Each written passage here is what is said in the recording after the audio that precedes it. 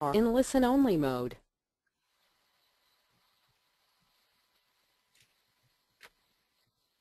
Thank you all for joining today's webinar.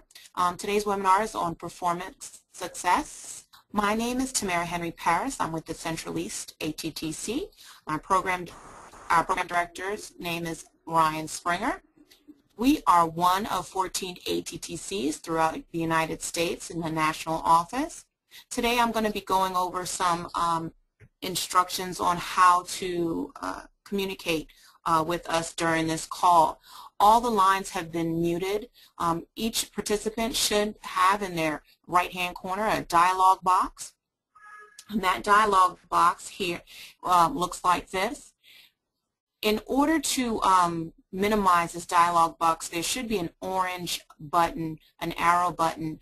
If you click on that, that'll minimize your screen so it can look, so you can be able to view the full PowerPoint presentation. Again, all the lines are muted, so to answer questions or to ask questions during this webinar, you will use what's called the chat feature. You simply type in your message there, and we will try to get to as many questions as possible during the question and answer period. I just wanted to remind folks today that you will receive 1.5 NADAC and NBCC CEUs, and a certificate will be emailed to you within 10 business days. I now would like to introduce to you our trainer, who is Dr. Stephen Gallen. He's the former director of the Northwest Frontier ATTC. I am now going to hand over the screen to him.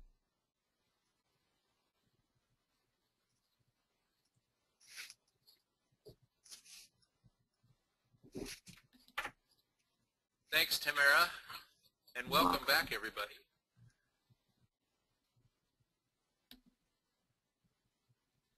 I am,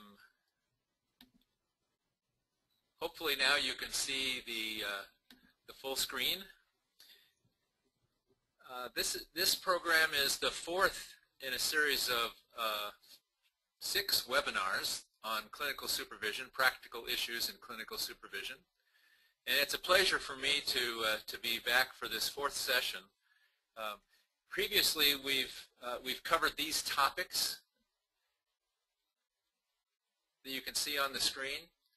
Today we're going to be talking about keys to performance success, and I want to thank Tamara and in Washington, D.C., and Cindy Christie is at our national office in Kansas City, and I am in Corvallis, Oregon. So this program is being brought to you today literally across the nation, and Cindy and Tamara will be helping us when we do the quiz polls a little bit later and with the questions and answers.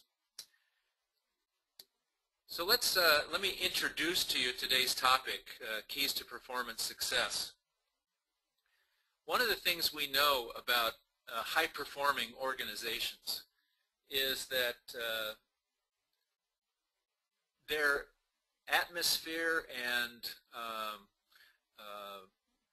morale within the agency is high, and it's often a function of the fact that continuous learning is one of the values that have been established in those high-performing organizations.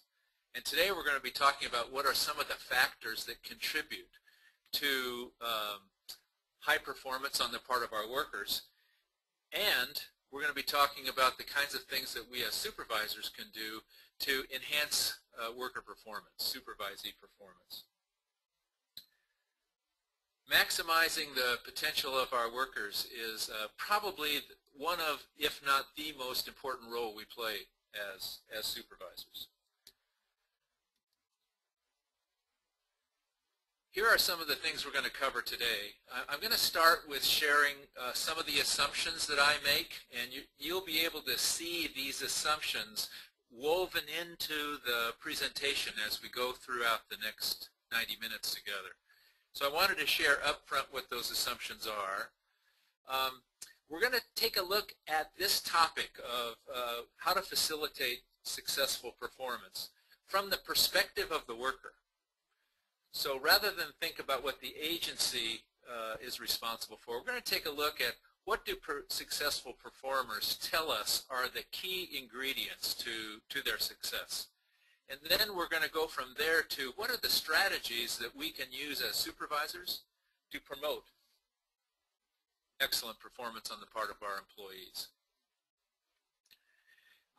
I really want to encourage you to jot your questions down in that chat box, and like as Tamara said, we're going to have an opportunity to answer questions, and I hope we can get to as many of them as possible in the last 20 to 30 minutes of the program today. Let me begin by dispelling a myth. You all have heard about the successful gardener. You drive down the street and you see a house that's landscaped beautifully and has lots of flowers and everything looks healthy in the yard, and you say to yourself, wow, that gardener has a green thumb. The assumption being that gardeners that are born and just have a natural intuitive ability to create beautiful landscapes. In my view, that's a myth. Gardeners aren't born, they're actually made. They learn from their experience, they take risks, they try things, they have some successes and some failures, and they learn from their successes and they build on those successes, and that's what creates a master gardener. I think that the parallel to supervision is 100%. High performers aren't born. We shape the performance of our employees. The agency milieu, the quality of supervision, the treatment model and design that gets established, the expertise of the staff, all contribute to high performance. So high performance organizations don't occur serendipitously, they're crafted. And what I hope we do today is help you think about your craft and think about ways that you can improve the work you do with your supervisees to enhance their performance and ultimately to provide better services to our clients. So let me share some of the assumptions I make briefly with you. I'm going to share 10 assumptions. I learned a lot of what I'm sharing today from Ruth Steele and Barbara Bessie, who have studied high-performance organizations and high-performance employees for a number of years. And I've integrated a lot of what they have taught me and have come up with these 10 assumptions that are very similar and really spring from the work of Steele and Bessie.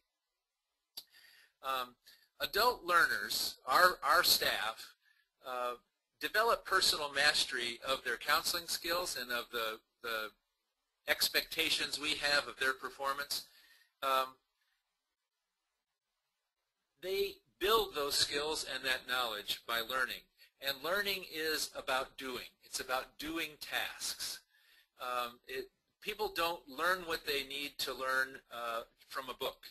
They learn from experimentation, having successes, getting feedback, and so on. So one of the assumptions I make is we increase our mastery incrementally by the learning experiences we have.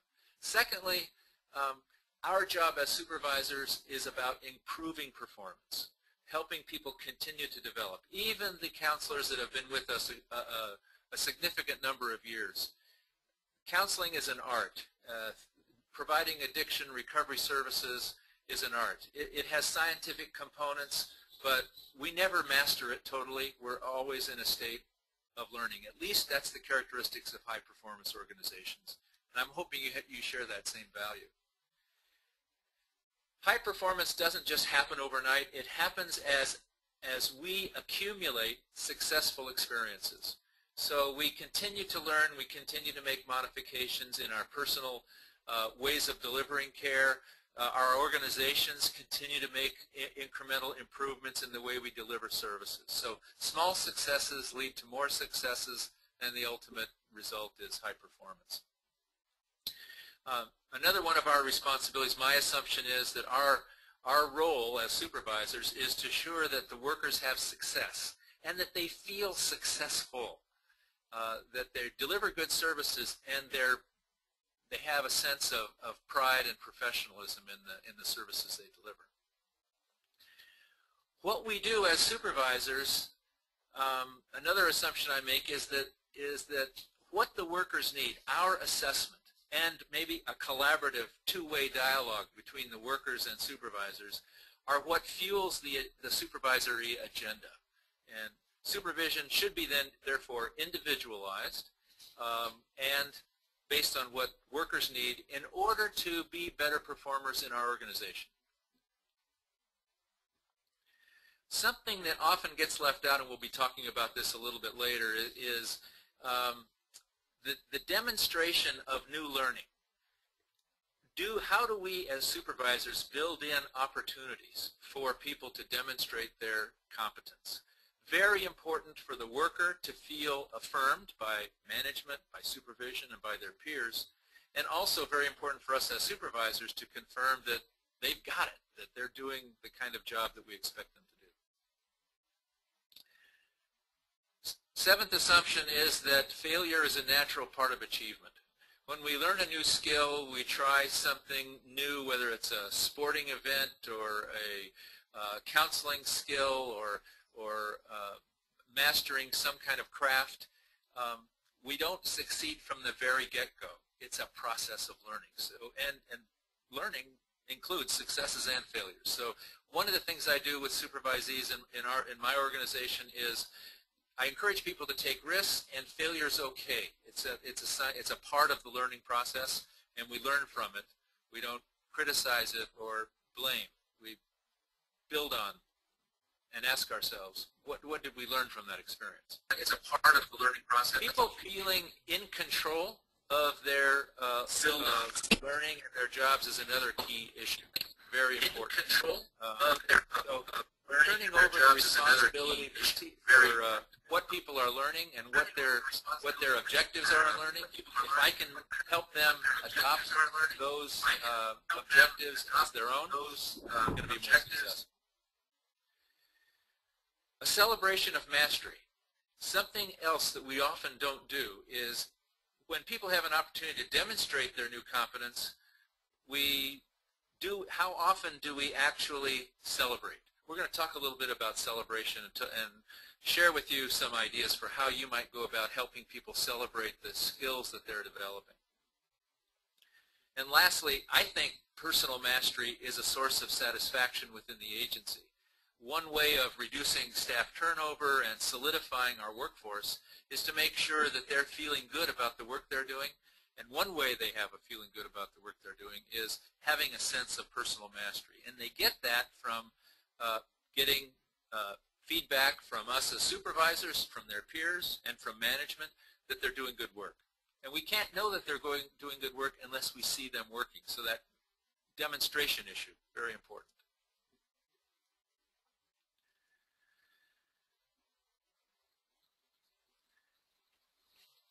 So let's take a look now at given those assumptions, and you'll see again those assumptions woven throughout this presentation. Let's take a look at successful performers.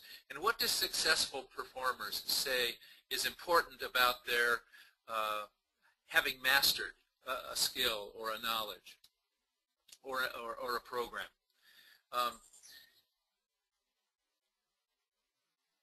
We're going to try to discover what fuels their ongoing desire to learn.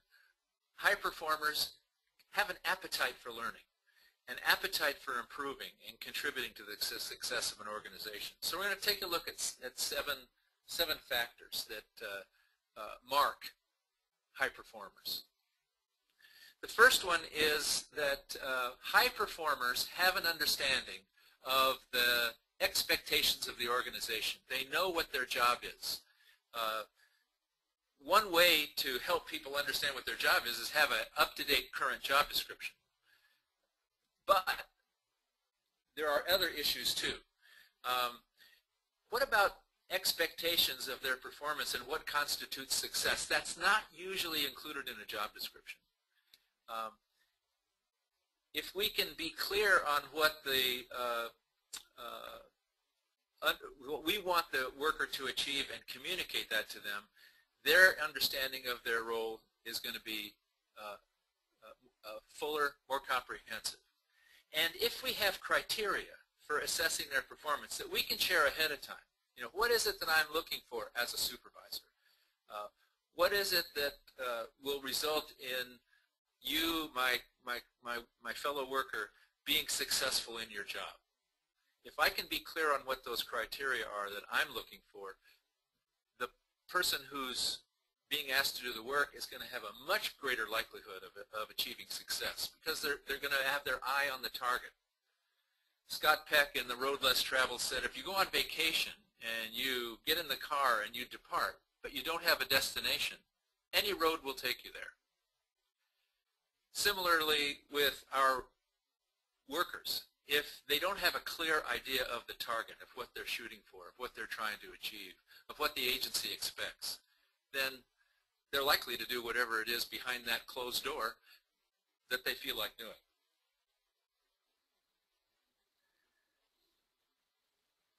Another issue is what outcomes are we looking for? What quality? Job descriptions usually don't talk about quality. So if we can be clearer about what constitutes quality performance, that's going to help our workers. So that's principle number one, a clear understanding of what's expected.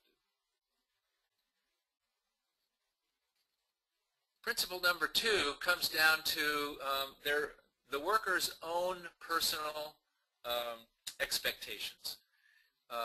Do they believe in their ability to succeed? How well can I do this? What we know from high performers is if the high performer can't envision being successful, they tend to not be. Success doesn't happen by accident. They are able to create a vision.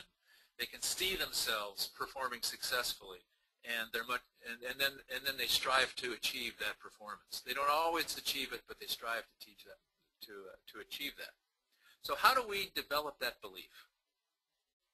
Well, we can help by facilitating small cumulative successes, meaning that we don't start with trying to adopt a complicated new skill all at once, but we as supervisors help our workers divide it into tasks and taking one task at a time, and then the cumulative result is success and a feeling of mastery.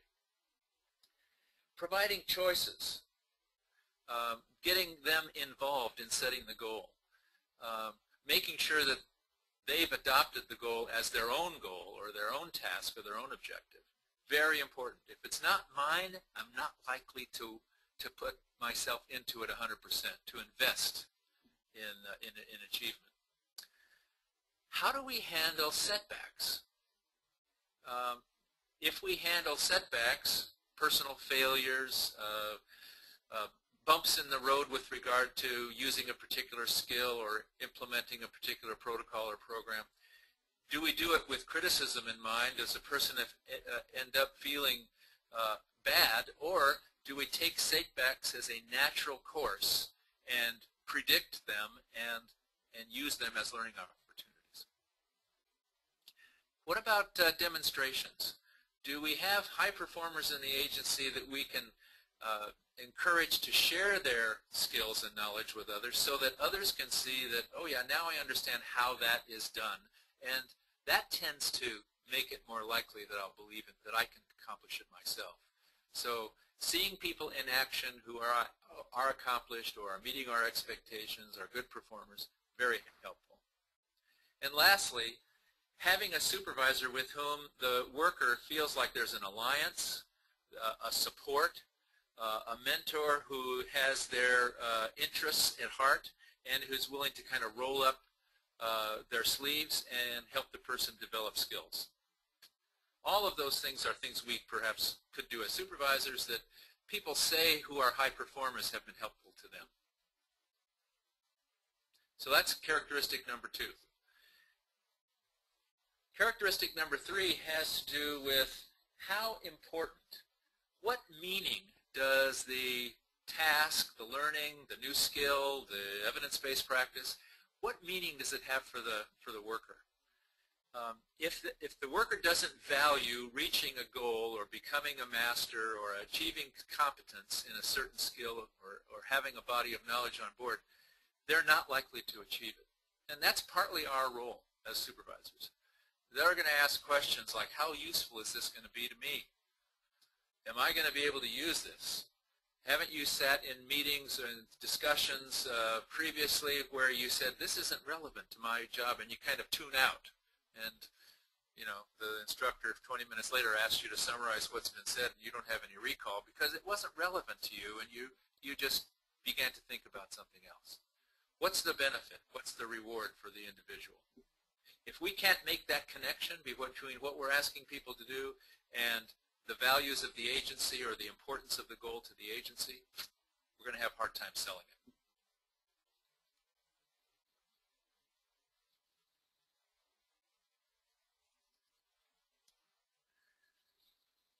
A fourth characteristic of high performers, they develop the knowledge, skills, and attitudes. They are put in a situation, or they're in an environment in which the knowledge, skills, and attitudes that they're expected to portray are available. Where the content or the issue at hand is relevant to them, that's the value part. Where they can learn it in small chunks, where they're not asked to master something that's relatively complicated early on. They're not expected to produce a perfect performance or a perfect product the first time. We, as supervisors, provide them an opportunity to learn incrementally. The materials and presentations, workshops, skill training that we give are clear and again, relevant to the task at hand. We provide sufficient time for them to master the material. They need, in order to master something, repetition, practice, feedback, coaching is often essential, often a key ingredient in the success of the performer. So do we allow time? Do we invest in allowing enough time to help people master what they're doing? So that's 4.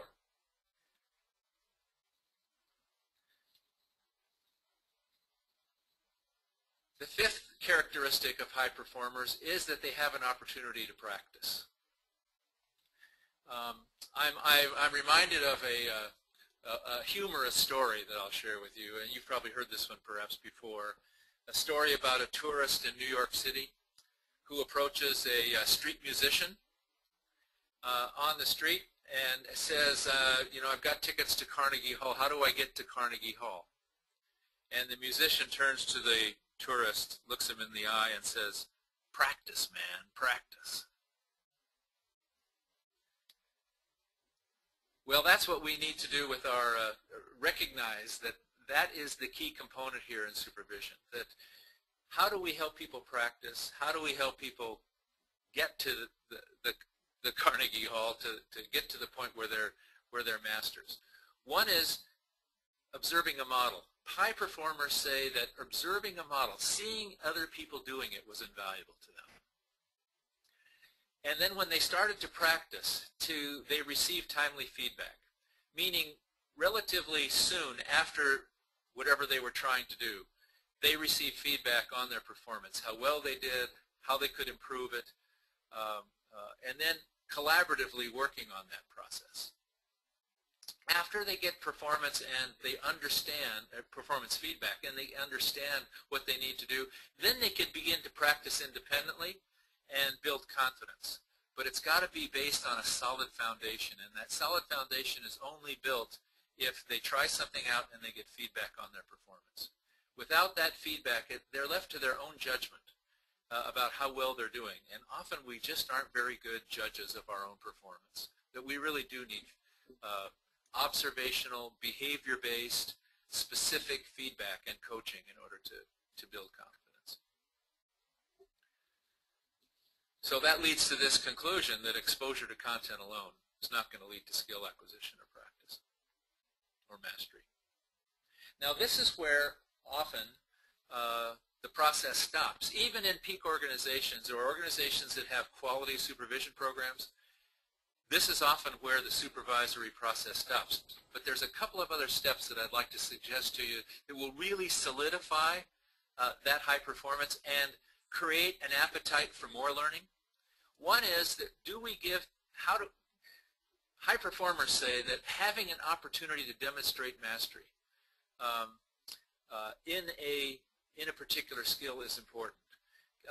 Making a presentation to their peers, or producing a product, or writing an article, getting feedback on how well they're doing, really increases a sense of competence and self-worth. And not just supervisory feedback and confirmation, but an opportunity to perhaps present to their peers and to management, so that there is a sense of, I'm being valued here, that a pride in my mastery, but also having that recognized by others. In order to do that, we have to give people an opportunity to fail. So if I make an assignment that I want somebody to lead an in-service program based on some learning that they've done, I've got to be prepared that they may not do it as well as I would have done it, or as well as I would like them to do it. That becomes a learning process. That becomes part of the learning experience. So taking a risk, you don't become a master, and you don't win the approval of others without taking some risks. That means that in order for someone to do a good job, they have to have an opportunity to prepare. And they do it if they do it in the context of a supportive milieu, a supportive organization, and they have time to prepare, then we're maximizing the opportunity for them to succeed. We can't guarantee their success, but we're maximizing the opportunity. And then the last thing, which we often don't do also in high-performance organizations, is, and this is really a separate notion from the other steps, it's an opportunity for the person to do some self-affirmation, to get feedback and to recognize they're succeeding. Not only signals to them that they're making headway, but it also is a great source of satisfaction and makes them ready to move on and tackle new challenges. And one of the characteristics of high-performance organizations is that they never stop learning. They never stop succeeding, and they never stop trying to improve their product. And this kind of experience where you demonstrate your skills and you're able to receive feedback that tells you that you're on the right track and you're doing good work, that tends to fuel the desire to continue doing that good work and continue to improve. It's an intrinsic motivator. It's what drives us internally. And frankly, I think it's also what keeps employees happy in their work.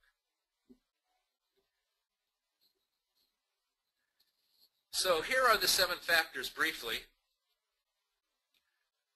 Tasks and expectations that we have as supervisors are understood by the employee, and we talked about a number of ways that employees can secure that understanding. The employee believes that success is achievable, that the employees value and see the importance of developing the skills or performing the tasks the way the agency wants them to perform. They see that. They see the connection between that and positive community within the organization, and also positive outcomes for their clients. They have an opportunity to gather the knowledge, skills, and attitudes that are consistent with high performance. They have a chance to practice and make adjustments with feedback.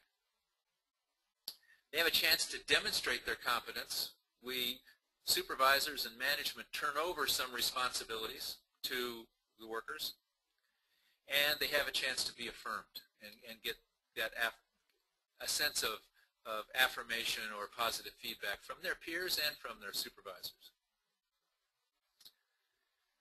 A lot of words there, so I've kind of boiled it down for me to here's my shorthand version of those 7 factors of performance. Understanding the role means I see the forest and the trees. I understand the overall job expectations, but I understand the criteria upon which my performance is going to be judged. So I can see the forest and the trees. There's a sense of optimism. I have optimism. I believe I can do this. I can see others being successful at it, and I think I can do it too. I see the relevance. I see the importance of what I'm being asked to do to the organization. I have the tools. The tools I need are available to me. The knowledge, the skills, the attitudes that I have to have. There's some vehicles for me to learn, and probably some choices, a variety of tools. Everybody doesn't have to use the same tool. I have a choice about how I go about building my expertise.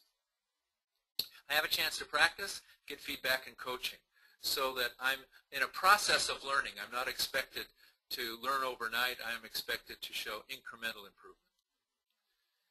I have a chance to affirm my competence by demonstrating it to others. And I begin to take ownership of it when I affirm myself as a person who has skills. So the 7 factors of performance. Let's take time out now. I'm going to alert Cindy and Tamara to the fact that we're going to move to the quiz. And Tamara, I'm going to turn it over to you.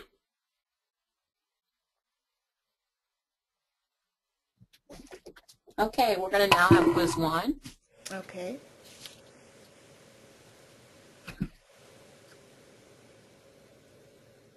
Give me just a second. Cindy, can we? Yeah. Okay. All right, and we have quiz 1 that's up. High performance in organizations tends to be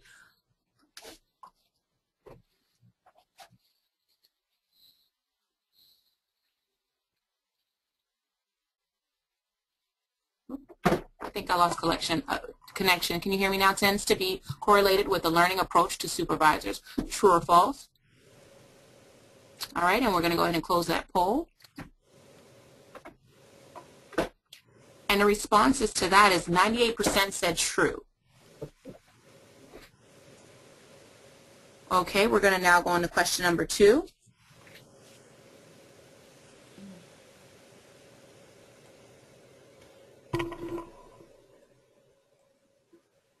Whoops. Give me just a second. Sorry.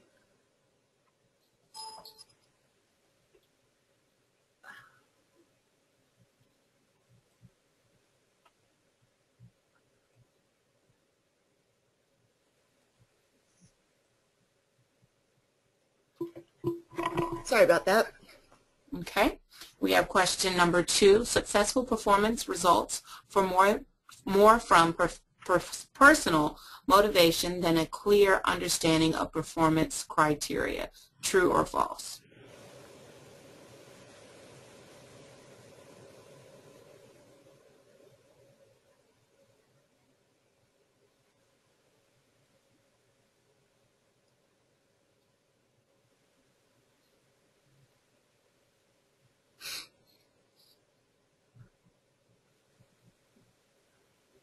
Okay, we're going to get ready to close that poll.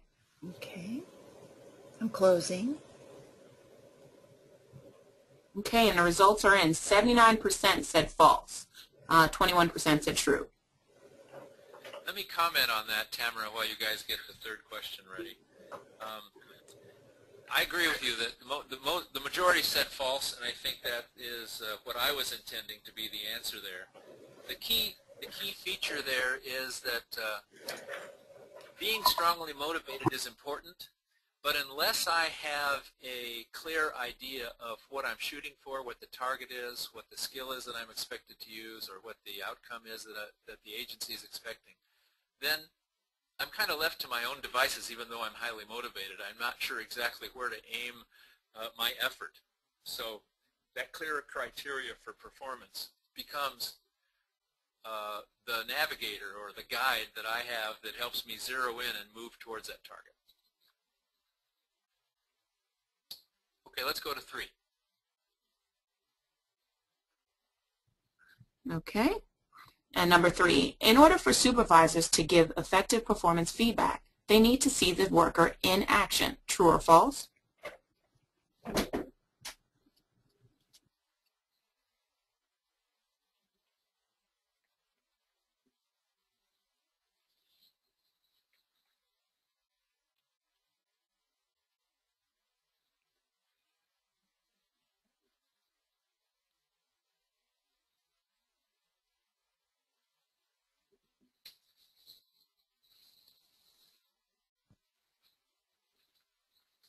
All right, we're going to get ready to close the polls.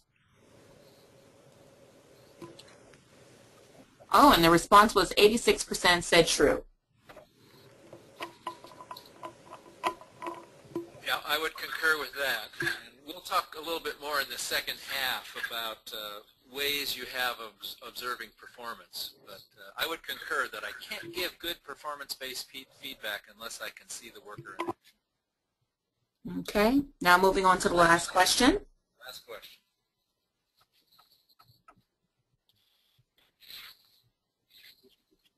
Okay. Demonstrating a challenging skill is most important because it's a way to assure the supervisor of the worker's competence. True or false?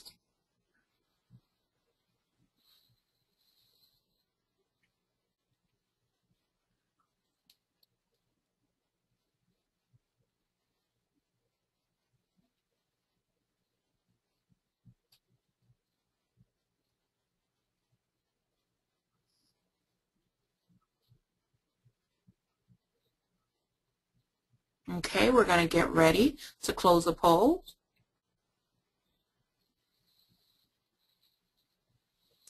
Okay, 62% said true, 38% said false.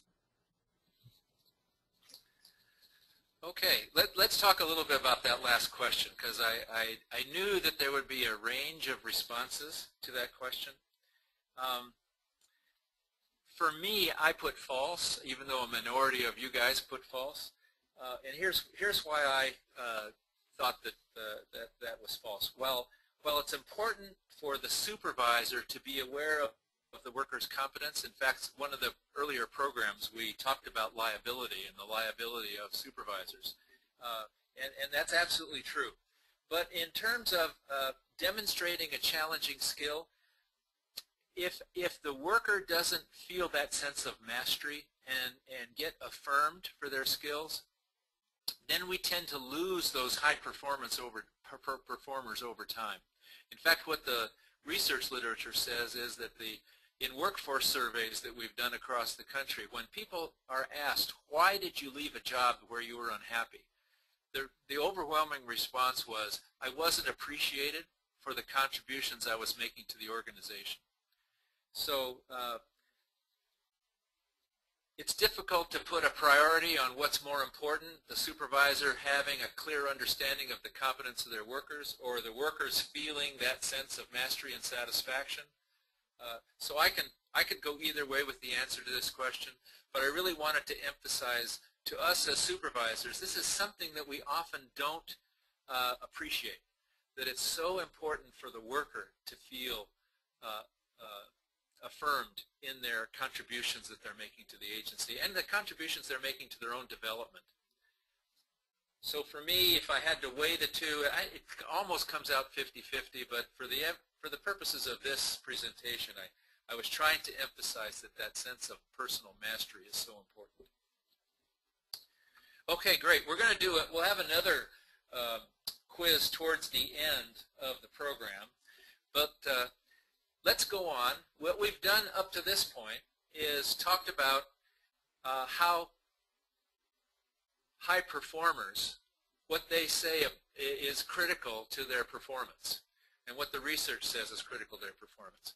Now let's take a look at the other side of that coin and ask ourselves, how can we as supervisors assure performance? What are some of the strategies that we might adopt that would help our staff become even better at what they do and help our organization become even more effective in what it does? So we're going to look at several things. My suggestion to you is that having a strategy for responding to the changing needs of your supervisees is critical. In other words, having some methods in mind for meeting their needs is really going to be critical. In order for you to be able to do that as supervisors, I make some assumptions. One assumption is that you're able to assess the workers' needs, either by asking them, by combining what they say with your observation of their own performance, by getting feedback from clients, by looking at the data that you have about how your agency's doing. Are you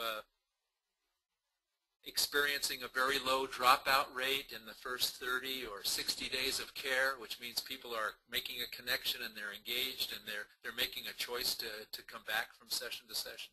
Do you have a pretty good completion rate? The recidivism rate is low. You have a good ability to transfer people from one level of care to the next level of care. How do you assess their needs? Assuming that you've got that ability. And then another assumption I make is that you care about how successful the workers are and that they're aware that you care about their success, that you join with them in a celebration of how well they're doing. And you join with them in taking a critical look at what could be better in the organization. We as supervisors are right in the middle between the clients and the workers on one hand, and our administrators and directors and system managers on the other hand. We're kind of caught right in the middle. And if the workers don't get a sense that we care about them being successful, if we're all about management, what management expects, without engaging in this two-way dialogue, we're going to have difficulty. So I make those assumptions. So with those assumptions in mind, let's take a look at 7 strategies that are consistent with the 7 characteristics of high performance. And this is where I hope you'll type in some questions, and maybe Tamara, you're already accruing a number of questions, which I'll look forward to hearing and answering a little bit later. So strategy number 1, we talked about the need for people to be clear about what they are expected to do and about the criteria. So how do we go about doing that? Well, one way to think about it is, do I make the job as a supervisor, am I able to craft the objectives or the expectations that I have of workers in a way that's challenging, meaning that it's not too easy, and yet it's not so challenging and difficult that it's impossible to achieve. So am I able to provide an opportunity for workers to engage in some tasks that may be difficult but not too difficult? Here is a checklist for you to think about in terms of defining what it is you're expecting. How well do you define the criteria for good performance? How much have you thought about it, and how can you articulate that so people can really understand it? Do we explain those criteria in a way that the worker will be able to know when they get there and how they're making progress, whether they're making progress? So clarity. And then do we verify that the worker understands? Often we'll talk about what we expect, but do we ask the worker to share back with us what they hear us saying, or share with us their understanding of what the objectives are or what they're trying to achieve? Even share back with us what their understanding is of the criteria that we're going to use as supervisors to assess their performance. Worth having a discussion of that, because if those expectations aren't clear, then the performance is going to be highly variable across the map. Another thing to think about is how much choice do our workers have in establishing the objectives. The more choice they have, the better, in terms of not only what the objectives are, but how they're going to demonstrate their competence or their success, and what the criteria are. Maybe there might be some flexibility about the criteria we establish. Are we asking them to produce a product, for example, or make a presentation, or demonstrate for the rest of the staff a procedure or a particular skill, or solve a problem? There are many pathways to recovery. There's many pathways to demonstrating competence as well. So how much of a choice can we give our employees? So clarifying expectations, strategy number 1, very important, bedrock. Secondly is, we know that people need to believe in their ability to attain the goal. So how do we facilitate people believing that they will be successful? Let's take a look at some of the principles here. One is, if we're able to map out learning in a kind of a cumulative way, we know that as people accumulate successes, their confidence goes up and their belief in their ability goes up. So do we divide tasks into what comes first, what comes next, what comes after that, and give people a chance to master each of the steps? Some situations lend themselves to that strategy, some don't. What about displaying confidence in the worker? If we are confident and we display that, we communicate that confidence to the worker, that tends to build confidence. If borrowing an analogy from sports, if coaches are confident their players will succeed, they're much more likely to succeed. If the coach is critical and in their face, they're much more likely to make mistakes. We've learned that over time. How can we take what we've learned about managing peak performance in other arenas to what we do in our work as supervisors? You heard me say that peak performers like to see role models or demonstrations. They like to be able to see a skill being used in action, and it tends to empower them. So, for example, when I was learning MI, motivational interviewing, I got to have an opportunity to see tapes of Bill Miller doing motivational interviewing, and it demystified the process for me. I began to tell myself, hey, I think I could do that. That doesn't seem as difficult as it seemed when I read the book. How can we make role models available?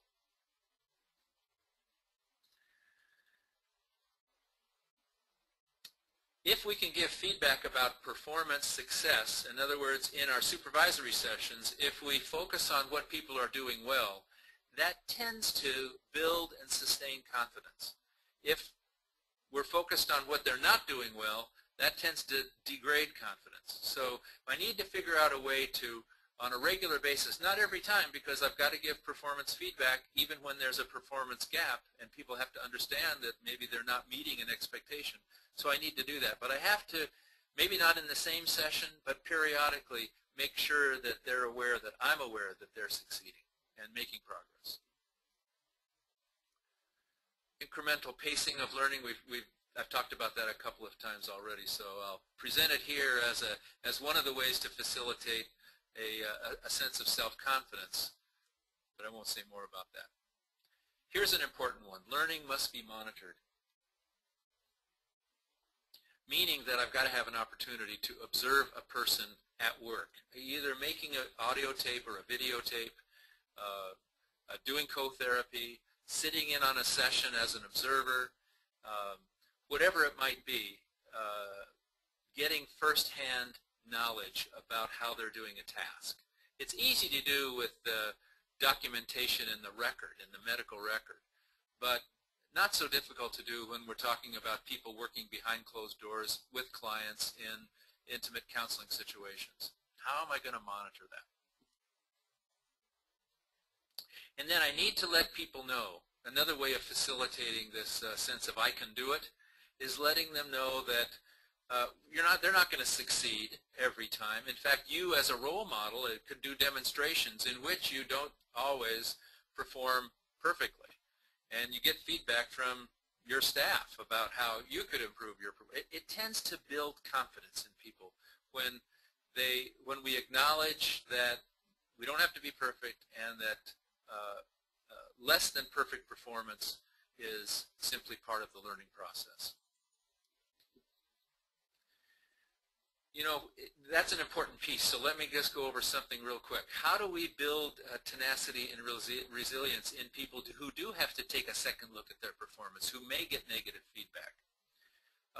One way to build their resilience and to enhance their motivation or keep their motivation up for continuing to learn even if they're having difficulty is reinforcing the importance of the task, letting them know that learning this is going to be really important to their overall success of the agency or the overall success of the agency with clients.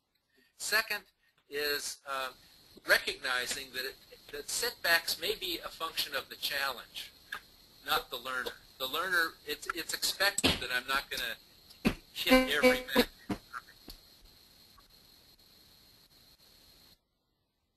So setbacks are a function of the difficulty of the task. That's important for people to know, but this is not an easy thing to learn. Taking a look at performance with feedback and coaching, making sure that we pair a review of performance with feedback and coaching that gives people ideas about how they can improve. Very important to build that sense of I can do it. Identifying what's needed to succeed. Maybe the person hasn't yet got it. What is it that I'm missing, that I'm not doing, that will, if I were doing it, would lead to success? And setting clear expectations for the next try. So incremental learning means we're not shooting for a setting clear expectations. And then lastly, hanging in there with the learner, meaning that you as a supervisor, we stay with our employees and let them know we're there for support and we're going to help them succeed and we believe in their capacity to succeed. So all this has to do with facilitating a belief in the attainability of a task. If we're setting challenges, we need to be able to do what you see on the screen, because not everybody's going to succeed. Okay, strategy number 3. We talked about how important it is for the employee or the supervisee to make a connection between the task and how important the task is. And there needs to be some internal reward or benefit for them. They need to see the relevance of the task. How do we do that? Well, we make it really clear how that connection happens, that their ability to succeed at this task is linked to the organization's ability to succeed, or is linked to their promotability or to their success as contributors to the staff. So we know that they have to perceive a value in the learning process. So it's going to be important for us to ask questions like this to make sure that they do value and see the importance of what we're asking them to do. How do you think you'll be able to use this? What advantages are there in doing this or learning this? How do you know when you've mastered this? Why is this a good investment? Having a discussion that includes some of those topics is going to be important to help you ascertain the degree to which the employees value and see as important the task you're asking them to do. Okay, strategy number 4. We talked about the importance of that high performers need to have access to knowledge. They need to have an opportunity to build their skills, and they need to have attitudes that are consistent with successful performance and successful outcomes for clients. So how do we go about providing access?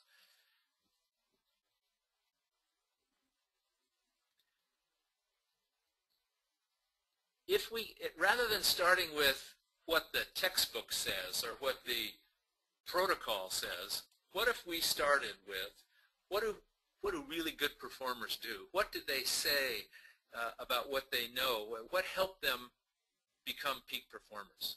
And what attitudes they display? My suggestion is that if we start there, we're going to be further ahead. Yes, we need to have the protocol. We need to have the evidence-based practice.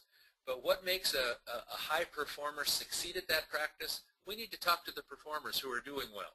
So often the resources we need are right at our fingertips, right at our elbows, right down the hall in our agency. People who we know who do something well. Or getting in touch with somebody else in the community who is really good at a particular task and asking them as supervisors, literally identifying what do they need to do and learn and be able to display that will make your workers successful. Even giving the workers an opportunity to observe those folks in action, really important. Then, once we know what's expected or what peak performers do, how can we sequence learning to make it available, to make mastery or developing competence available to our staff? What needs to be learned first? What needs to be practiced first, second, and so on? Once we're clear about what people need, they often can take responsibility for their own learning. it's not something we have to spoon feed as supervisors. We can make opportunities available. We can turn the responsibility over to the staff to get a job done. So our job is to discover how best to build confidence, how best to identify what a peak performer needs, how do we make that learning available, can we make practice time available that includes constructive feedback, and then can we give people an opportunity to demonstrate mastery. You know, in my experience, I've been a coach for the NIATEX process of process improvement. NIATEX, the Network for the Improvement of Addiction Treatment, has a particular model that they use in agencies to help agencies improve their processes, improve their everything from answering the telephone to keeping clients engaged to transferring the clients from one level of care to the next. And one of the principles that NIATEX uses is when you identify a problem in an agency, maybe we have too many dropouts in the first 30 days. Management and supervision identifies that as a problem, teaches the staff a method for identifying what's contributing to that problem and then coming up with some creative ideas that will keep clients engaged, and we turn the responsibility for experimenting, coming up with the ideas and then experimenting in a small part of the agency, turn that over to the staff. And staff I've seen staff over and over in agencies get so empowered and so excited about change and about learning and about experimenting. And it all came about as a result of giving people the tools they needed, the KSAs, and then turning them loose and letting them experiment. And sometimes they would succeed, and sometimes they would fail. But we always process the failure in order to learn what contributed to that failure and what could we do better. So there was never a blaming process. It was always, okay, that's part of the learning process. What did we learn from that, and how can we improve it? So access to KSAs. Often it just stops with presenting information or providing training. And it really, what I'm emphasizing here is it has to go much further than that. When you talk about putting materials or skills in the hands of workers, how do you go about, as a supervisor, assessing whether or not you're getting the right materials in the hands of the workers? Well, my suggestion is we ask the workers whether or not, some of these questions. Does the language work? Do you understand? Is it clear? Is the material clear? Is there a relationship between the training we're giving or the materials we're asking people to review and the end task, what we're asking them to do as workers in the agency? If they can't make that connection, there's not going to be much investment in the learning. Are the materials accurate? Science-based? Evidence-based? Do they correctly convey what it is that needs to be learned and done? Can you make learning interesting and friendly? Materials or training workshops, how do we get people engaged? Well, we get people engaged by providing them learning opportunities that are fun, that are productive, where they see the relationship between learning this and applying it on the job. What about different learning styles? Do we accommodate different learning styles in the process? People who like to be active and practice might be different learners than the people who like to see a demonstration. And some people want to read and understand a concept before they actually implement it. So there's a whole variety of ways of learning. What about cultural differences and racial differences? Do the materials take that into account? Criteria for assessing materials. Just some ideas for you to think about as you, as a supervisor, are responsible for putting together a learning community in your agency. What are you going to use? What resources are you going to use? And here are some criteria you might use for assessing those materials or resources. Okay, so strategy 4 has to do with building the knowledge and skills. Strategy 5 has to do with giving people an opportunity to practice. without practice, adults tend to not master challenging tasks. So we can't just present information. We actually have to adopt a strategy over time that allows people to incrementally build their skills. That means we as supervisors probably have to be skilled if we're going to be facilitating that practice, maybe even more skilled than our workers in learning a new task. But then when the workers have to have an opportunity to practice and get feedback. Feedback and coaching. We've had so many research projects now that demonstrate if you just have a manual or you just send somebody to training and they come back to the agency, how does their practice change? And we know that over the course of just a few weeks, practice tends to revert back to the baseline, tends to go back to the way things were without feedback and coaching. Feedback and coaching are the key ingredients. If we can either have materials that demonstrate, DVDs, videos, recordings of some type where people can see a master worker in action, or if we have somebody in our agency who can demonstrate, or you yourself as a supervisor are willing to demonstrate a skill, learning is hastened. The learning curve goes up. I already talked about practice and coaching need to be a priority, so I'm beating a dead horse with that one, but it's so important. And then once you've practiced, once there's been a demonstration, once people have had a chance to get their feet wet and they've gotten some feedback and they've identified through coaching and feedback what they need to improve on, then you can turn the learning over to them, maybe with some self-monitoring checklists. If you're being successful, what will you be doing, or how will the client be responding? And you can put that stuff in writing. And in fact, a lot of evidence-based practice do have those self-monitoring checklists to tell you whether or not, and the worker, whether or not they're being successful. However, the caveat here is no substitute for periodic observation, feedback, and coaching. Now, a lot of good supervision projects end there, as I said before, but there's a couple of other strategies I'd like to encourage you to think about anyway.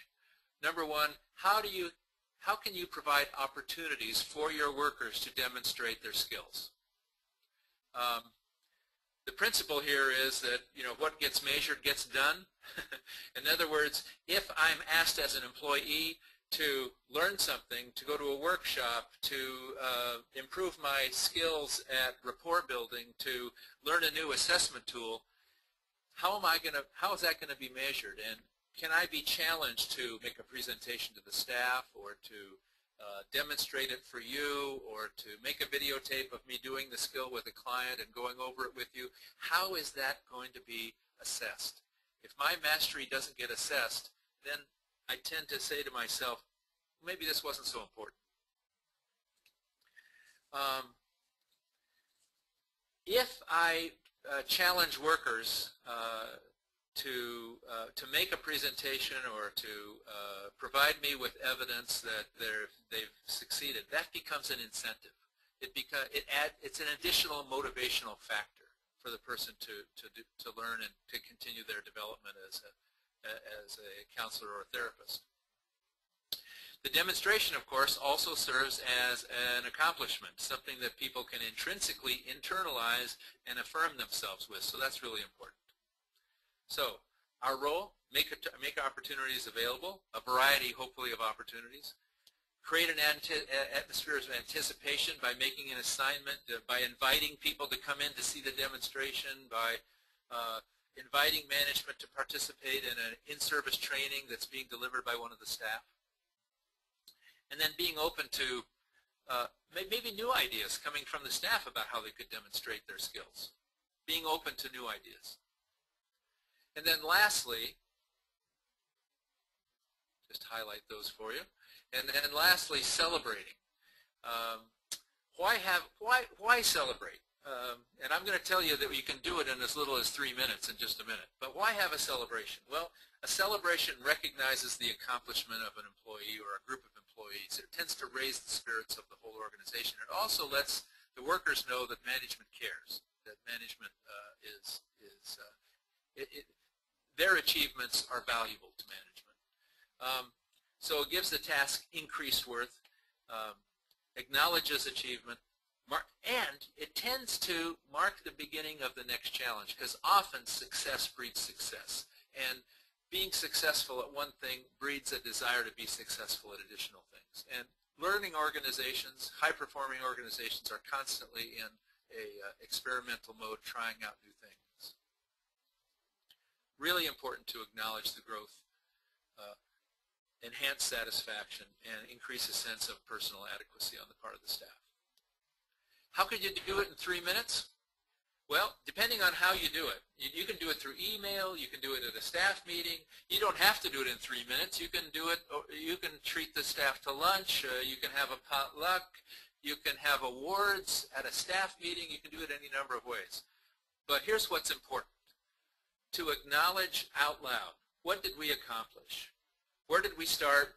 Where did we end? What couldn't we do before? What can we do now? What was our dropout rate before? What's our dropout rate now? What's our engagement rate before? What is it now? What's the benefit? What's at least one benefit? How is the agency benefiting? How is the staff benefiting? How are the clients? How are the clients benefiting from the work that the staff has done? What was the hardest part? And acknowledging the hardest part. Asking people, having a discussion about what was the hardest part. And then, before you close off the celebration, a little bit of a brainstorm about what's next. What are we going to work on achieving next? What do we need to do to succeed next? Or what kind of service or program enhancement do we want to work on next?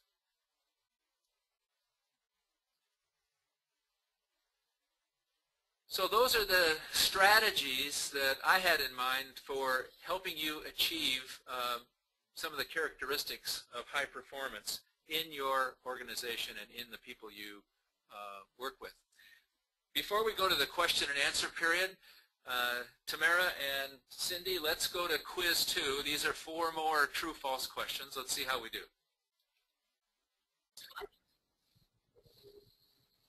Okay, give me just a second to get that started.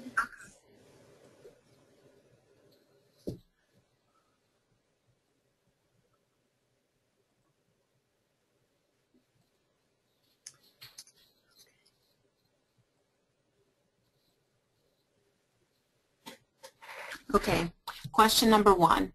One way of predicting successful performance is for the worker to verify an understanding of what is expected. True or false?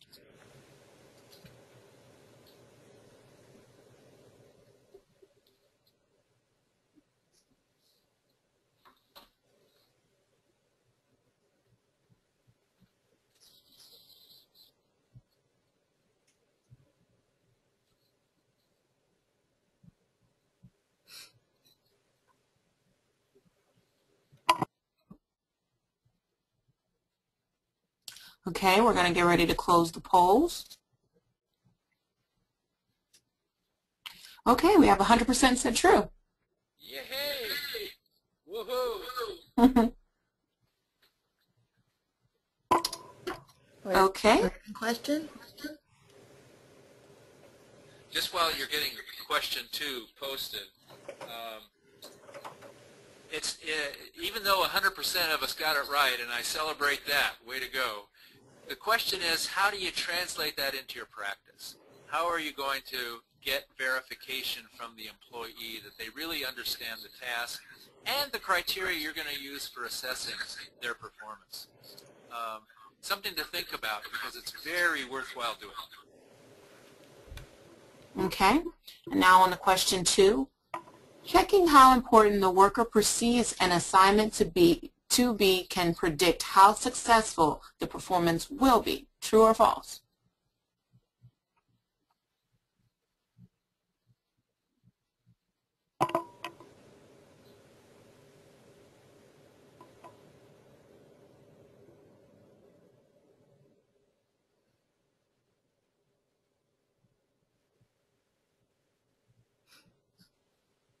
Okay, we're going to get ready to close the poll shortly.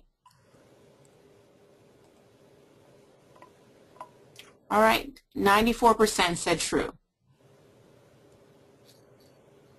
Yep, and I concur. Okay, now to question 3. Okay.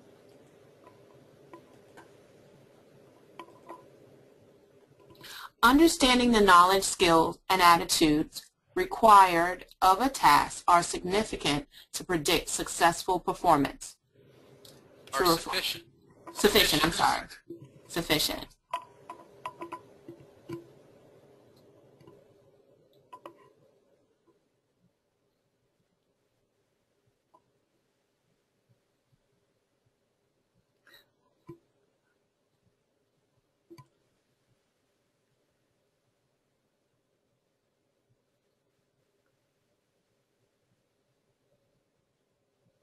Okay, we're going to get ready to close the poll shortly.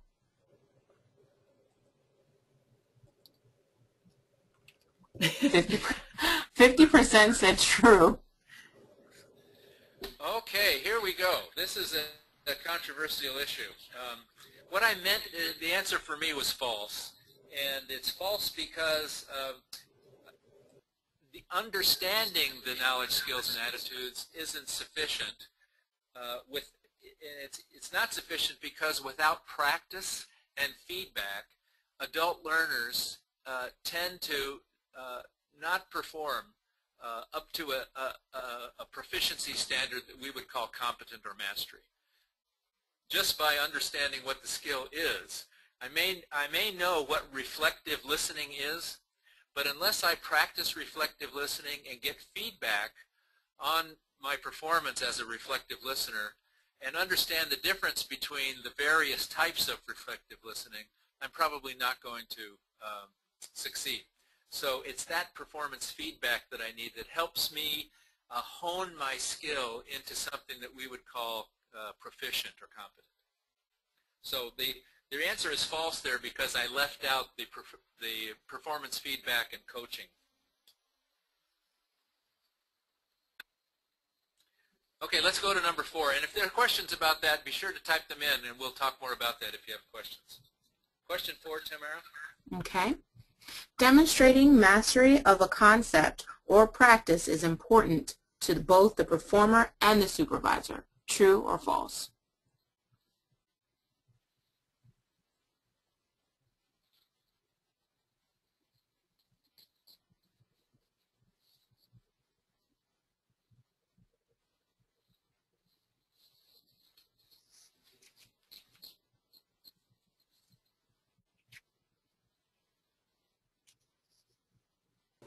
Okay, we're going to get ready to close the poll.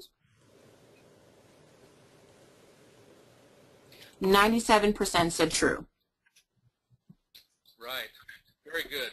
Important to both to the performer because demonstrating mastery is a way for them to affirm that they got it and that they can do this. And it's important for the supervisor because now we have a confidence in not only knowing that the person knows how to do it, but we've actually seen it in action. We've seen them demonstrate it. So absolutely right. Okay, terrific. You guys are getting it. That's just terrific. Maybe you already had it before we started. We now have about 15 minutes, Tamara, for questions. So if there are some in your queue that you want to share with me, I'll be happy to respond to questions that the group has. Okay, yes. Can you identify what KSA stands for? Yes. K is for knowledge. Knowledge tends to be what we need. What I mean by that is what we need to know. Skill has to do with defining operationally, taking our knowledge and then putting it into practice, the skills that we have to have. And then A stands for the attitudes. What attitudes? Sometimes people say abilities, but I really like the word attitudes because attitude has to do with kind of the nonverbal inflections, posture, ways of either encouraging or being or criticizing. It's that rapport building skill. So knowledge, what we need to know in order to do our jobs. Skill, what do we need to be able to do our jobs well. And attitudes, how do we deport ourselves, if you will, in order to make a good connection with the clients and get the job done in an effective way.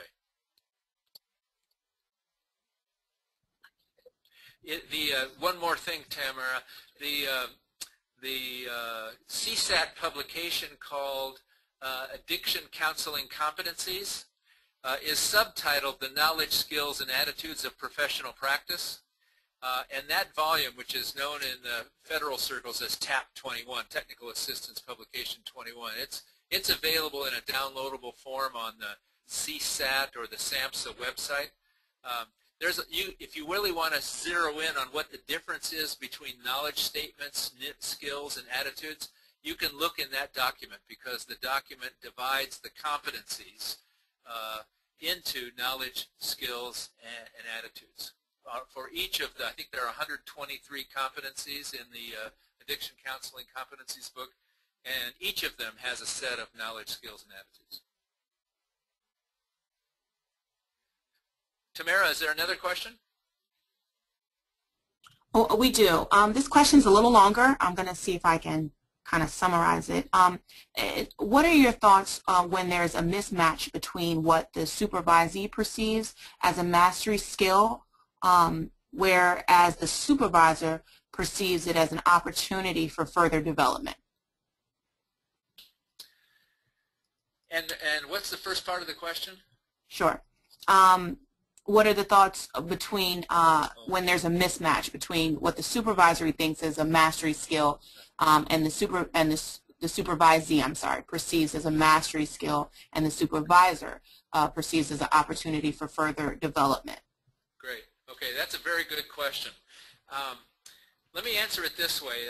Maybe I have two or three points I'd like to make. One is that if the supervisee may not be meeting your standard as the supervisor, may not be achieving at the level or performing or using a skill at the level that you want them to, but they're working at it and they feel good about what they've done even though they haven't met the standard that you've established, it's very important for you to reinforce what they have done well, even though maybe their performance has some gaps in it. I would say, and not just saying good job. That kind of feedback is almost useless. What you need to be able to do is describe in your own words what you heard or what you saw the person do that was consistent with what you're asking them to do, the skill that you're asking them to develop.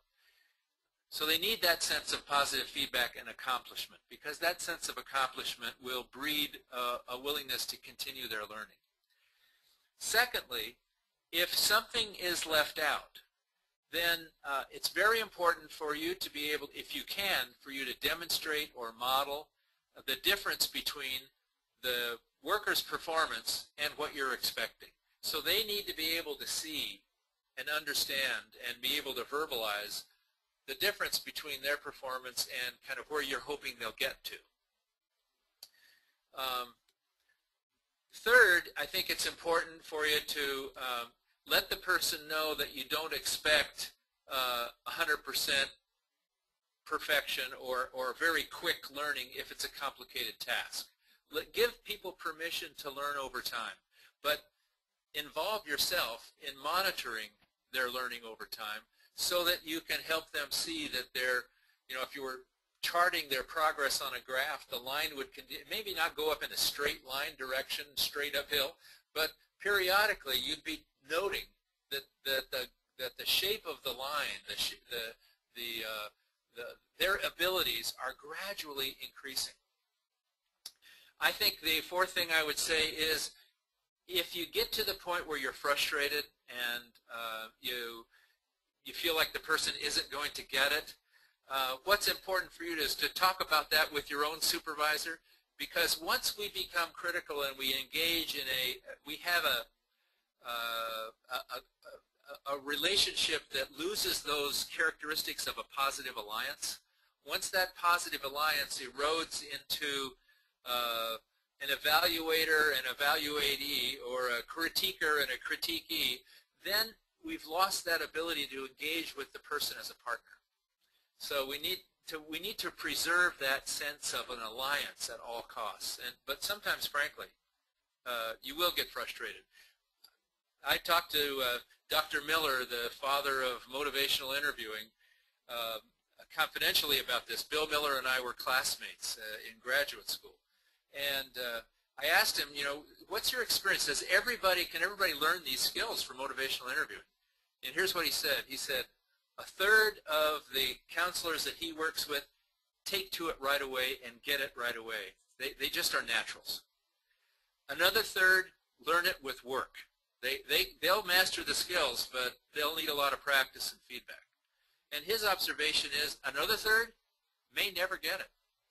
Too complicated a skill, too different a value system, contradicts personal experience too much, and that other third just isn't going to get it. So you may have some of the same experiences in working with your supervisees. You're going to have some that are very quick learners, some that will learn it over time and get it and work at it and be diligent about it, and others just don't get it. And if it's a skill that's critical to the importance of the worker's performance or critical to the agency's success, that's a point in which sometimes supervisors have to either modify job descriptions, find a different role for the person in the agency. Sometimes it means we engage in a process of separating ourselves from the counselor, letting them go. So that's probably more than you asked for, but that's my response to, well, what happens or how do you respond when the worker assesses their own performance in a way that's different from the supervisor, the way the supervisor assesses it.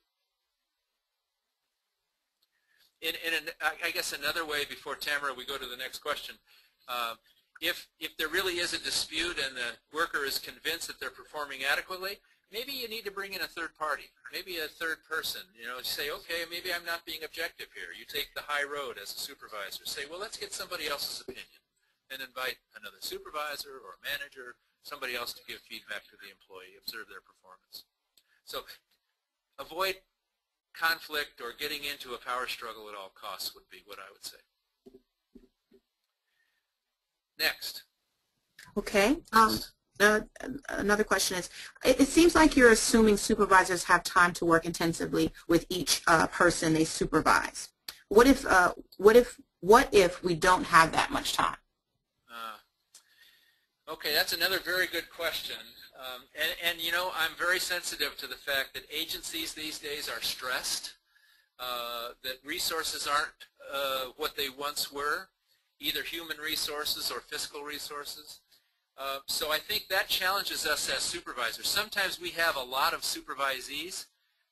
My personal guideline is that if you have more than 5 or 6 people you're supervising, that's probably more than a full-time job. Supervising 10 or 15 people can be a real challenge, not impossible, but a real challenge, because what each individual supervisee needs is an opportunity to get feedback and coaching from their supervisor. And if you have that many people, it's just hard to get around to everybody. Certainly with 5 or 6 supervisees, you don't have time to carry a caseload. And so often agency administrators load up supervisors with administrative tasks and report writing tasks and grant writing tasks, as well as their supervisory tasks. So I'm sensitive to the stresses that we're under. So here's a couple of ideas to keep that intensity up, because I do think each individual employee is worth it. Here are several ideas. One is you can do a very effective supervision job in group, working with your employees in group, meeting for perhaps an hour and a half or even a couple of hours, a couple of times a month with your supervisees as a group, or dividing the supervise if you have too many supervisees. If you have 10 or 12, I think even meeting them in a group is going to be have reduced effectiveness. I would probably divide those people up into 2 groups, and so you have 2 smaller groups that you're working with. But you can have them do demonstrations, you can have them do role play, you can have them give each other feedback.